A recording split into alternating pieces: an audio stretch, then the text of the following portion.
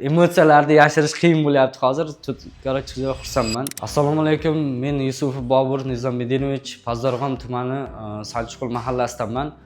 Oldinlari ko'z kasalligimdan, zirinom pastligidan qiynalib yurganman. Linzalar taqqanman, ochkalar taqqanman. Hammasi xalaqit berib, ko'zni ko'rishim qobiliyatiga to'sqinlik qilib kelgan, yaxshi ko'ra olmaganman. Shu sababli 5-6 yil davomida linza taqib yurganman va ko'zimni ko'rish qobiliyati pasayganligini sezib, mana shu ko'z klinikasini tanishlarim orqali topib keldim. Bu yerda topib kelganimdan keyin yaxshi doktor akalar ko'riklardan o'tkazib, yaxshi tavsiyalar berishdi va meni Smile Pro operatsiyasiga taklif qilishdi menga va menga bu operatsiya yoqdi va rozi bo'ldim. Kuni kecha shu operatsiyani qilishdi. Hech qanaqa og'riqsiz va tez bo'ldi. Operatsiyaga gap yo'q. Doktor akalarga ham hammasi yaxshi, muomalalari yaxshi, qarashlari zo'r. Gap yo'q. Operatsiya og'riqsiz bo'ldi. Xursandman yana shu yorug' dunyoni ko'rib.